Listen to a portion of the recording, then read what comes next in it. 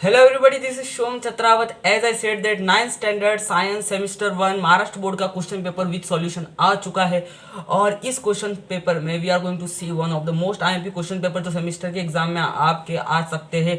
So exam की preparation करने के लिए this is the one of the best way कि solve question paper. So let's begin with this wonderful question paper with wonderful solution. तो पहला सवाल आपको यहाँ पे पूछा जा सकता है फिलिंग द ब्लैंक्स का सेमेस्टर में, और सबसे पहला क्वेश्चन है the distance which occur in unit time is called. मतलब जो एक सेकेंड में आप जो डिस्टेंस कवर करते हो उस डिस्टेंस को हम क्या बोलते हैं, and this distance is called velocity. एक सेकेंड में the distance which occurs in unit time is called velocity. Velocity का फॉर्मूला होता है डिस्प्लेसमेंट अपॉन टाइम. वेलोसिटी का फॉर्मूला होता है displacement upon time. Displacement which occur in unit time मतलब एक सेकंड में जो भी आप डिस्प्लेसमेंट कवर करोगे उसी को हम बोलते हैं velocity. Just remember this word and याद कर लो इस क्वेश्चन को, ठीक है ना. नेक्स्ट फॉर्मूला है what is molecular formula of ethanoic acid. Ethanoic acid का मॉलिक्यूलर फॉर्मूला क्या होता है. इथेनोइक एसिड का मॉलिक्यूलर फॉर्मूला होता है CH3COOH. CH3COOH, ठीक है. सेकंड क्वेश्चन है work is equals to force into dot dot. Work is equals to क्या होता है, वर्क इज इक्वल टू होता है force into displacement. Work is equals to होता है फोर्स इनटू डिस्प्लेसमेंट. जिस डायरेक्शन में आप फोर्स लगा रहे हो उसी डायरेक्शन में अगर डिस्प्लेसमेंट होगा तो हम क्या बोलेंगे, वहां पे वर्क हो गया पॉजिटिव. तो ये आपको थोड़ा थोड़ा याद होगा. तो वर्क इज इक्वल्स टू होता है फोर्स और यहाँ पे आ जाएगा आपका डिस्प्लेसमेंट, ठीक है. नेक्स्ट क्वेश्चन हमें पूछा गया state whether the following statement is true और फॉल्स. दिए हुए स्टेटमेंट आपको यहाँ पे क्या है, ट्रू है या फॉल्स है. तो पहले यहाँ पे चेक करो कि आपको क्या है statement. V square is equal to u square plus 2a kinematics के इक्वेशन सारे के सारे याद करो, पहले माइंड में लेके आओ और सब लिख के देखो. और क्या ये स्टेटमेंट ट्रू है, तो ऑब्वियसली ये स्टेटमेंट फॉल्स है. क्यों, क्योंकि जो फॉर्मूला है वो है actually v square is equals to u square plus 2as. यहाँ पे स्क्वायर नहीं आएगा, हालांकि यहाँ पे देखो आपको स्क्वायर दे के रखा है, तो ये यहाँ पे गलत है. दिस इज फॉल्स स्टेटमेंट, ठीक है. नेक्स्ट क्वेश्चन है the valency of copper in cupric chloride is. Copper का वैलेंसी क्या 2 होता है क्यूप्रिक क्लोराइड के अंदर. तो ये आंसर है आपका ट्रू, क्योंकि क्यूप्रिक क्लोराइड का मॉलिक्यूलर फॉर्मूला होता है CuCl2. देखो अगर आप यहाँ पे CuCl2 लिखोगे तो ये जो यहाँ पे जो इस नंबर लिखा हुआ है ये चला जाएगा हमारे कॉपर के ऊपर, तो ये हो जाएगा कॉपर 2 प्लस. क्यूप्रिक क्लोराइड के अंदर जो कॉपर एग्जिस्ट करता है वो करता है कॉपर 2 प्लस के फॉर्म में. सो इसका वैलेंसी हो जाएगा 2. So this is true, this is true, ठीक है. नेक्स्ट क्वेश्चन है हमारे पास rewrite the following by selecting the correct alternative. आपको करेक्ट अल्टरनेटिव चूज करके आपको आंसर लिखना है इसका. तो पहले आप चेकआउट करो यहाँ पे क्या लिखा हुआ है. एक मैन है drive the 100 metre in the first 10 second. एक इंसान पहले 100 मीटर भाग रहा पहले 10 सेकेंड के अंदर, और फिर वो कवर कर रहा 90 मीटर इन 10 सेकेंड. अगला 90 मीटर वो कवर कर रहा within the 10 second and it's cover 120 metre within the 20 second. What is average speed, what is average speed. पहले आपका करो, यहाँ पे देखो डिस्टेंस दे रखा है, टाइम दे रखा है, डिस्टेंस दे रखा है, टाइम दे रखा है. आप हर पॉइंट पे अलग अलग पहले स्पीड फाइंड कर दो. तो पहला स्पीड हो जाएगा डिस्टेंस अपॉन टाइम, फॉर्मूला होता है स्पीड का. फर्स्ट स्पीड हो जाएगा 100 मीटर उसने कवर किया 10 सेकेंड में, तो 100 metre divide by 10 second, answer is become 10 metre per second. ये हो गया उसका पहला स्पीड. सेकेंड स्पीड निकालो, यहाँ पे देखो 90 मीटर उसने कवर किया 10 सेकेंड के अंदर, तो 90 मीटर कवर किया उसने 10 सेकेंड के अंदर, तो उसका स्पीड हो गया 9 metre per second. Very simple. तीसरा स्पीड निकाल दो, 120 मीटर उसने कवर किया 20 मिनट सेकंड के अंदर, तो 120 को डिवाइड कर दो 20 से and speed is become 6 metre per second. But इस सवाल में आपको पूछा गया है एवरेज स्पीड.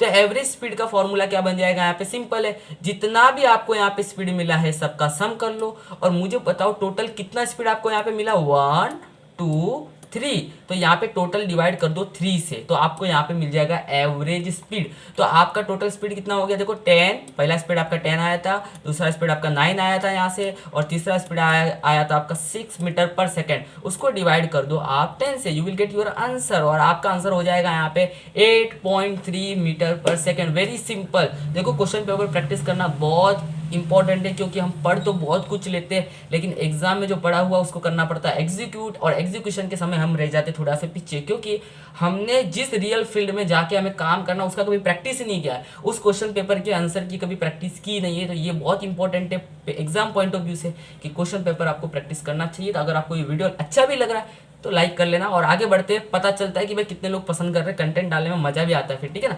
अब ये क्वेश्चन बहुत बढ़िया, और मैं मानता हूँ कि मैं बहुत फटाफट बोलता हूँ क्योंकि हमारे पास समय बहुत कम होता है, हमें ज़्यादा से ज़्यादा क्वेश्चन प्रैक्टिस करने हैं with one of the best question, तो उसमें टाइम लगता है थोड़ा सा, ठीक है। यहाँ पे तो फटाफट करना पड़ता। क्वेश्चन है हमारे पास 9 ग्राम वाटर है, कितना है 9 ग्राम, कितना वाटर है 9 ग्राम, डिकम्पोजेस टू गिव। अगर 9 ग्राम वाटर को आप ब्रेक डाउन करोगे, तोड़ोगे, तो आपको क्या मिलेगा। आप सभी को पता होगा कि वाटर का मॉलिक्यूलर फॉर्मूला क्या होता है। वाटर का मॉलिक्यूलर फॉर्मूला होता है H2O, सभी को पता है। वाटर के अंदर हाइड्रोजन है, वाटर के अंदर ऑक्सीजन है। अभी एक बात मैं बताता हूँ, यहाँ पे हमको कितना ग्राम वाटर दिया है 9 ग्राम वाटर, लेकिन आपको एक बात ध्यान रखना है 18 ग्राम वाटर क्या होता है, 18 ग्राम होता है मोलार मास ऑफ वाटर। मतलब क्या होता है, अगर आप 1 दर्जन केला खरीदते हो तो 12 केला आता है, उसी तरीके के 1 मोलार मास वाटर के अंदर 1 मोल वाटर होता है। 1 मोल वाटर मतलब 6.022 × 10⁻23 मॉलिक्यूल ऑफ वाटर। इतने सारे वाटर के मॉलिक्यूल का अगर आप वजन करोगे तो वो वजन आपको मिलेगा 18 ग्राम। कितना मिलेगा 18 ग्राम। आपको यहाँ पे कितना वजन दिया है 9 ग्राम। आपको यहाँ पे कितना वजन दिया, यहाँ पे चेक करो 9 ग्राम। 18 ग्राम वाटर के अंदर 18 ग्राम वाटर हो जाएगा mass of 1 molecule of water. आपको पूछा हुआ है 9 ग्राम वाटर के डिकम्पोज करने के बाद आपको कितना हाइड्रोजन और कितना ऑक्सीजन मिलेगा, क्योंकि हर ऑप्शन में हाइड्रोजन ऑक्सीजन बोला है। तो मुझे बताओ, अगर आप 18 ग्राम वाटर को ब्रेक डाउन करते हो, if you break down 18 gram of water, you will get 2 gram of hydrogen and 16 gram of oxygen. You will get 2 gram of hydrogen, mark my word, you will get 2 gram of hydrogen, क्योंकि एक hydrogen का वजन हो, 1 मोल hydrogen का वजन होगा 1 ग्राम। तो यहाँ पे कितने मोल हाइड्रोजन है 2 ग्राम, तो 2 का हो जाएगा 2 हाइड्रोजन है तो 2 ग्राम। 1 मोल ऑक्सीजन का वजन होता है 16 ग्राम, और यहाँ पे कितना ऑक्सीजन, ऑब्वियसली एक ही है, तो 16 ग्राम हो जाएगा। तो 18 ग्राम में से आपको 2 ग्राम मिल जाएगा हाइड्रोजन, 16 ग्राम मिल जाएगा ऑक्सीजन। लेकिन हमें क्वेश्चन में कितना ग्राम दे रखा है 9 ग्राम, तो 9 ग्राम में से आपको मिल जाएगा, देखो 18 का हमने हाफ किया तो हमें 9 मिला, तो इसी तरीके से हम 2 का हाफ करेंगे तो हमें 1 ग्राम हाइड्रोजन मिलेगा 9 ग्राम में से, और 16 का हाफ करेंगे तो हमें मिलेगा 8 ग्राम ऑक्सीजन। तो 9 ग्राम में से हाइड्रोजन को, वाटर को अगर आप ब्रेक डाउन करोगे, डिकम्पोज करोगे, तो you will gate 1 gram hydrogen 8 gram oxygen, 1 gram hydrogen 8 gram oxygen. तो चेक कर लो यहाँ पे कौन सा ऑप्शन आपका करेक्ट है। ऑप्शन नंबर 1 देख लो, 1 gram hydrogen 8 gram oxygen. That's all your answer. Let's question, और हमारे पास नेक्स्ट क्वेश्चन यहाँ पे दे रखा, if the direction of force and displacement are opposite, force displacement opposite, then work done is dot dot, पहला यहाँ पे आपको भरना है, and the angle between the force and displacement, force और डिस्प्लेसमेंट के बीच का एंगल क्या होगा। लेट्स से एक ऑब्जेक्ट ले लेते हैं और यहाँ पे हम लोग क्वेश्चन के हिसाब से फोर्स और डिस्प्लेसमेंट को असाइन कर लेते हैं। तो मुझे बताओ इस क्वेश्चन में क्या बोला है, फोर्स और डिस्प्लेसमेंट अपोजिट है, फोर्स और डिस्प्लेसमेंट अपोजिट है, तो भाई बताओ वर्क क्या होगा। एक बात ध्यान रखना, जब फोर्स और डिस्प्लेसमेंट अपोजिट होता है तो वर्क जो भी होता है वो होता है निगेटिव। और आप बताओ खुद ही के एंगल कितना होगा, यहाँ पे देखो ना दोनों के बीच में एंगल कितना हो जाएगा 180 डिग्री, अपोजिट ना, तो 180 डिग्री, तो हमारा आंसर हो जाएगा 180 डिग्री। देखो इस तरीके से फोर्स लग रहा है इधर, डिस्प्लेसमेंट हो रहा है इधर, तो वर्क क्या हो जाएगा निगेटिव। एक बात ध्यान रखा, अगर फोर्स लग रहा है किसी भी ऑब्जेक्ट में इधर और डिस्प्लेसमेंट भी उसके साथ में किधर हो रहा है उसी डायरेक्शन में, सेम डायरेक्शन में क्या हो रहा है डिस्प्लेसमेंट, तो वर्क हो जाता है पॉजिटिव। वर्क क्या हो जाता है पॉजिटिव इस केस के अंदर। मान लो फोर्स ऑब्जेक्ट के ऊपर लग रहा है इस डायरेक्शन में और डिस्प्लेसमेंट हो रहा है उसके 90 डिग्री पे, कितने डिग्री पे डिस्प्लेसमेंट हो रहा है 90 डिग्री पे, तो इस केस में जो वर्क हो जाता है वो क्या हो जाता है निगेटिव। वर्क क्या हो जाता है निगेटिव, ठीक है ना। तो आपको मैंने तीनों के तीनों बता दिया। क्वेश्चन एक पूछा था, नेक्स्ट टाइम में अगर क्वेश्चन इस तरीके से पूछ ले कि भाई सेम डायरेक्शन में लग रहा है तो वर्क हो जाएगा पॉजिटिव और एंगल कितना हो जाएगा 0 डिग्री, एंगल 0। अगर इस तरीके से पूछा कि वर्क फोर्स और डिस्प्लेसमेंट 90 डिग्री पे तो वर्क हो जाएगा आपका, सॉरी वर्क हो जाएगा 0। इस केस में वर्क कितना हो जाएगा आपका 0, निगेटिव नहीं होगा, ठीक है, निगेटिव तो 180 पे होता है। और वर्क हो जाएगा आपका 0 और यहाँ पे किसकी बात की थी, और डायरेक्शन की बात की तो 90 डिग्री पे डिस्प्लेसमेंट और इनमें दोनों में एंगल होगा, ठीक है।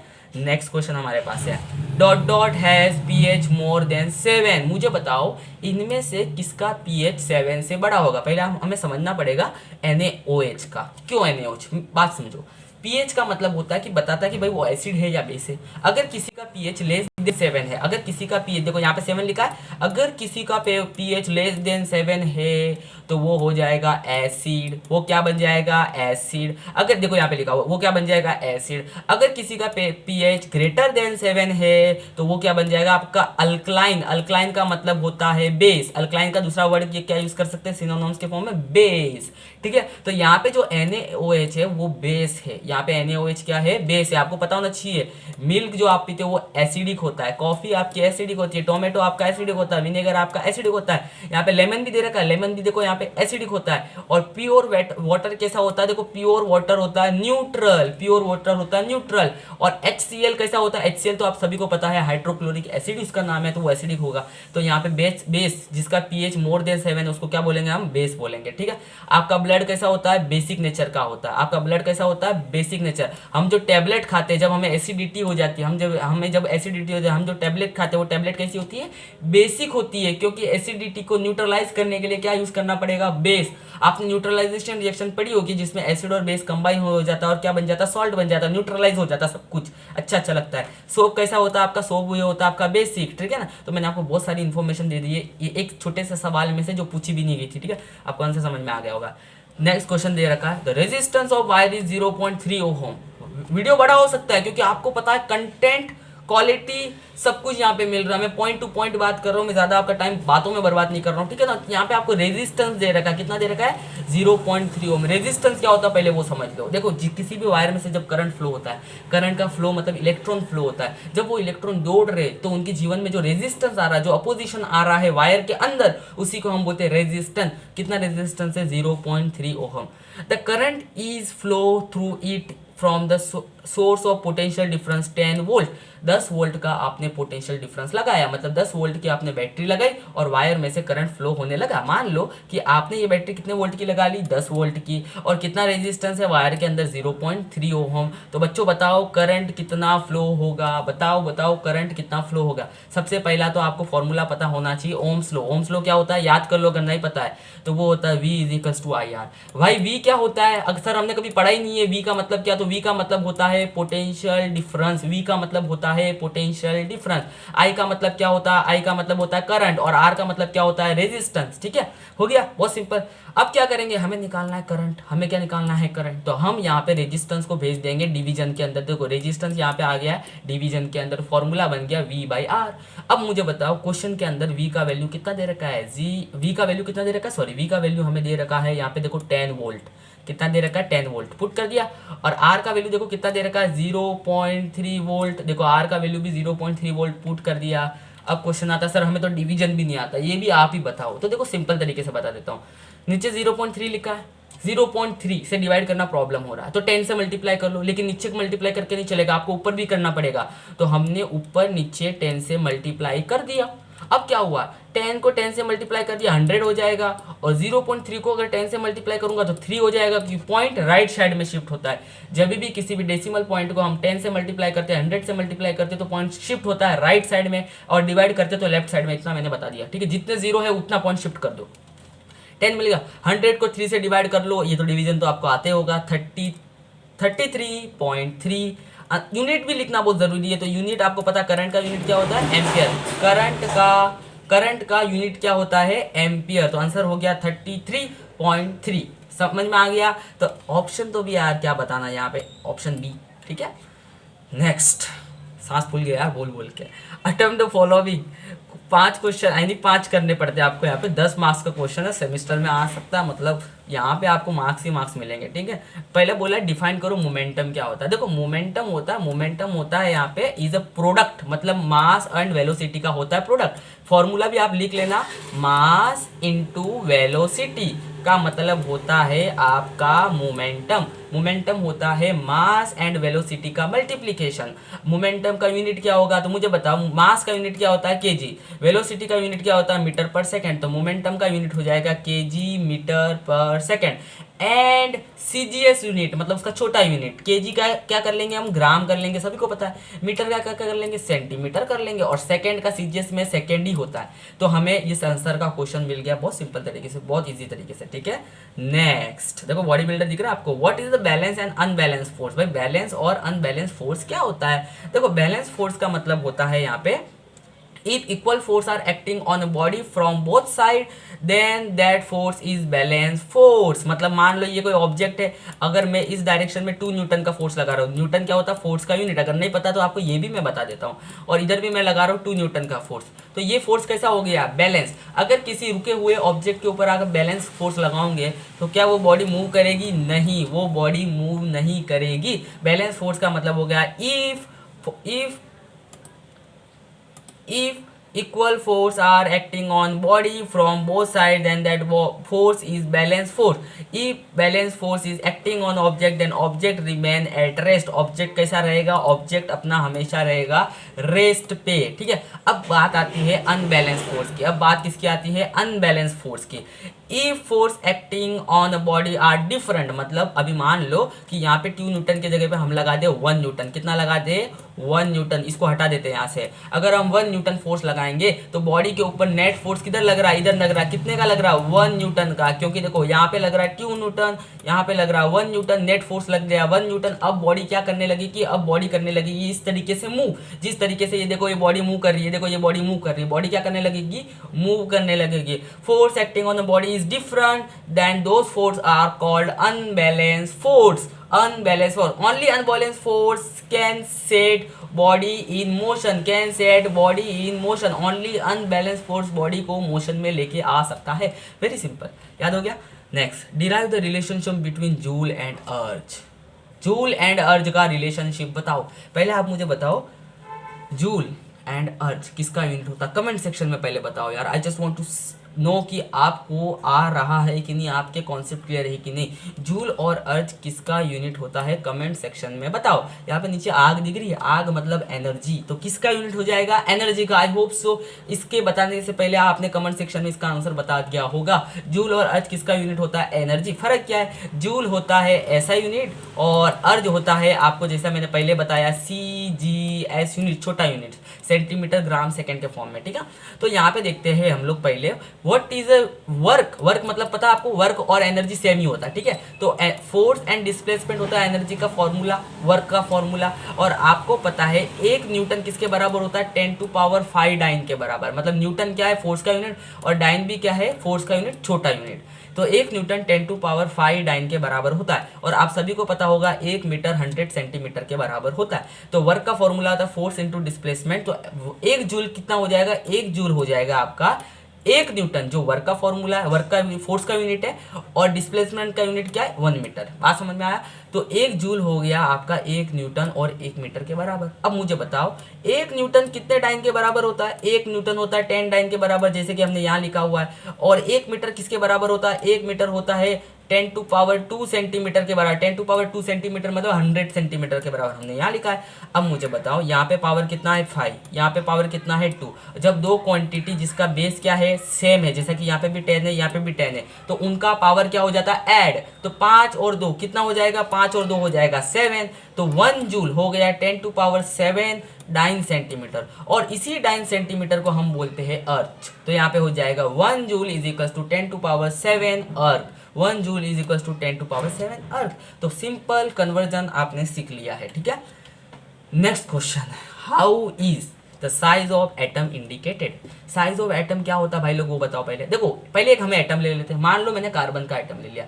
तो साइज ऑफ एटम होता है किसी भी एटम के सेंटर से लेके उसके आउटर मोस्ट शेल तक का डिस्टेंस, उसी को बोलते हैं हम लोग साइज ऑफ रेडियस, मतलब रेडियस ऑफ एटम, क्या बोलेंगे उसको, रेडियस। और आप मुझे बताओ जितना बड़ा किसी एटम का रेडियस होगा, मान लो और एक शेल और बना लेते हैं, तो जितना बड़ा एटम का रेडियस होगा उतना बड़ा क्या हो जाएगा, उतना बड़ा उसका साइज हो जाएगा, उतना बड़ा उसका क्या हो जाएगा, साइज हो जाएगा। तो साइज ऑफ एटम निर्भर करता है उस एटम के रेडियस के ऊपर। तो यहाँ पे देखो size of atom is indicated by the radius which is called atomic radius. पहला सिंपल है, साइज ऑफ एटम डिपेंड करता है रेडियस के ऊपर, ठीक है। डेफिनेशन मैंने बता दिया। Which atom is the smallest radium, सभी को पता है, हाइड्रोजन सबसे पहला एटम, सबसे पहला एलिमेंट है पीरियोडिक टेबल का। तो hydrogen atom has a smallest atom of all, सबसे चुटकुला एटम जो होता है हमारा वो होता है हाइड्रोजन, छोटू सा होता है, छोटा सा उसका रेडियस होता है, ठीक है ना। तो याद हो गया आपको ये भी। What is the potential difference? Potential difference का मतलब क्या होता है, पोटेंशियल डिफरेंस का मतलब क्या होता है भाई, समस्या यहाँ पे समझना पड़ेगा। अगर मान लो हम एक सर्किट यहाँ पे कहाँ बनाए, मान लो अभी देखते नेक्स्ट वाला कहाँ आएगा।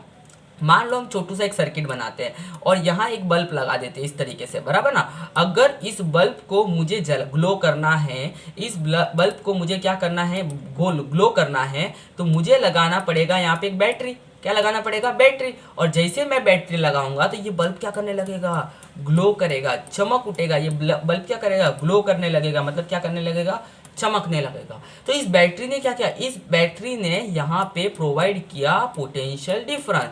भाई पोटेंशियल डिफरेंस क्या करता है, पोटेंशियल डिफरेंस क्या करता है, किसी भी वायर के अंदर इलेक्ट्रॉन को एक पर्टिकुलर डायरेक्शन में क्या करवाता है, मूव करवाता है। क्या करवाता है, मूव करवाता है। और आपको पता है जब इलेक्ट्रॉन क्या करेंगे, भागेंगे, जब इलेक्ट्रॉन क्या करेंगे, जोर जोर से भागेंगे, तो हम उसी को क्या बोलते हैं, करंट। और जब करंट फ्लो होगा तो हमारा बल्ब क्या करेगा, जल उठेगा, जल जल जल उठेगा। क्या करेगा, जल उठेगा, चपक चपक। तो the difference in potential between positive and negative terminal is called potential difference. देखो बैटरी के एक टर्मिनल को बोलते हैं पॉजिटिव टर्मिनल, दूसरे टर्मिनल को बोलते हैं नेगेटिव टर्मिनल।